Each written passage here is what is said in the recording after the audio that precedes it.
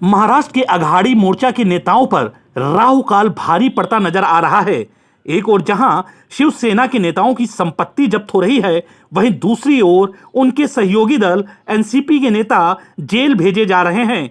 वैसे आज हम बात करेंगे बात बात में धमकी देने वाले शिवसेना नेता संजय राउत के बारे में, जो इस समय जांच एजेंसियों के चक्रव्यूह में बुरी तरह फंस गए हैं। अब धमकी देने वाले उनके सुर गायब हो चुके हैं। जहां हर मामले में जहर उगलते थे, वहीं अब जुबान से शहद टपकने लगा है।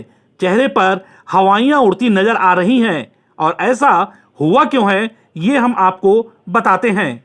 दरअसल मुंबई के गोरेगांव के पात्रा चाल घोटाले में ईडी ने कार्रवाई करते हुए 5 अप्रैल 2022 को शिवसेना नेता संजय राउत की पत्नी और उनके करीबी प्रवीण राउत से जुड़ी 11 करोड़ रुपए की संपत्ति जब्त कर ली है। यही नहीं, एजेंसी के मुताबिक पात्रा चाल घोटाले में संजय राउत के दोस्त प्रवीण राउत की पूरी भूमिका है। प्रवीण गुरु आशीष कंस्ट्रक्शन कंपनी के निदेशक हैं और इसी कंपनी के पास गोरेगांव के पात्रा चाल का पुनर्विकास करवाने का जिम्मा था। लेकिन इस कंपनी पर आरोप है कि इसने अपना काम करने की जगह घोटाले को अंजाम तो दिया ही, साथ ही में बड़ी रकम का भी हेरफेर किया।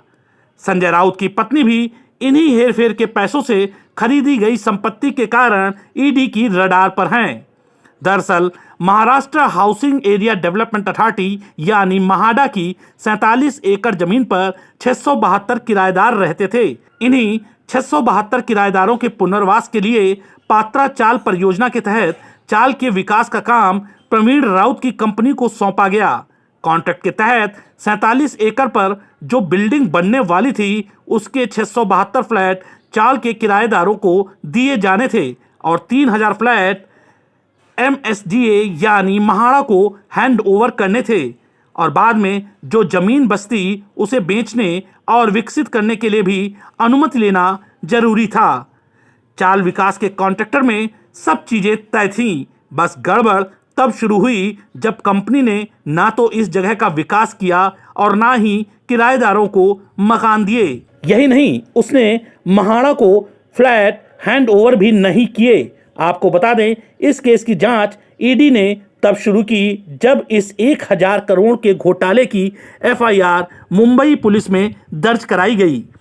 इस केस को लेकर ईडी के मुताबिक पीएमएलए के तहत की गई जांच से पता चला कि गुरु आशीष कंस्ट्रक्शन प्राइवेट लिमिटेड के निदेशक होने की वजह से प्रवीण राउत ने पुनर्विकास परियोजना में सक्रिय भूमिका तो निभाई ही, साथ ही housing development and infrastructure limited के राकेश कुमार वधावन और सारंग वधावन के साथ मिलकर 1000 करोड़ रुपए का भूमि घोटाला भी कर डाला।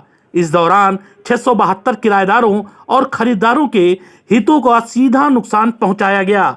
सिर्फ यही नहीं, ईडी के मुताबिक अलग अलग बिल्डरों से 1034 करोड़ रुपए तो लिए ही, इसके अलावा आरोपी बैंक से भी लोन लेने में कामयाब हो गए। ईडी अधिकारियों का कहना है कि 2010 में प्रवीण राउत की इक्विटी सेल और भूमि सौदों की आड़ में अपने बैंक खाते में 95 करोड़ रुपए हासिल किए।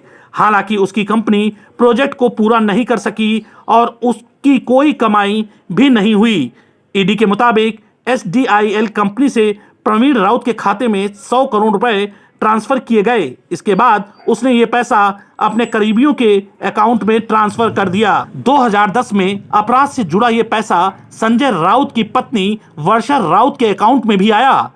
ये रकम 83 लाख रुपए थी। इस रकम को प्रवीण राउत की पत्नी माधुरी प्रवीण राउत के जरिए भेजा गया था। इसी पैसे का इस्तेमाल वर्षा राउत ने दादर में फ्लैट खरीदने के लिए किया। जब जांच हुई तो पता चला कि वर्षा के पास से माधुरी के पास 55 लाख रुपए ट्रांसफर हुए थे।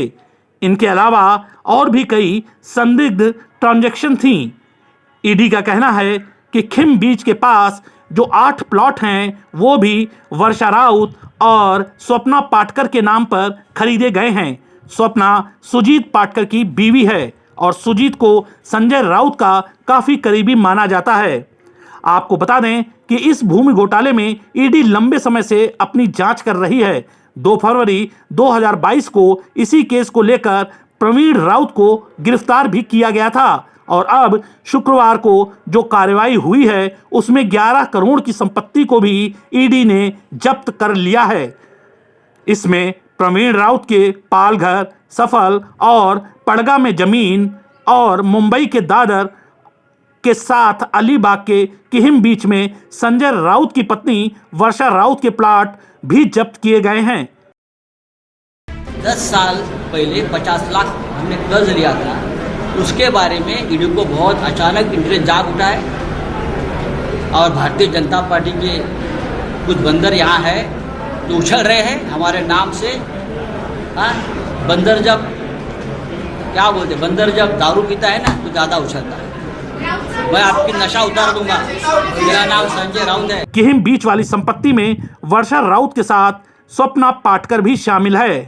बहरहाल जांच के दौरान तो संजय राउत के तेवर बहुत तीखे थे, लेकिन जैसे जैसे ईडी अपनी जांच तेज करने के साथ जब्ती जैसी कार्रवाई करने लगी है तो संजय राउत के होश फाख्ता हो गए हैं।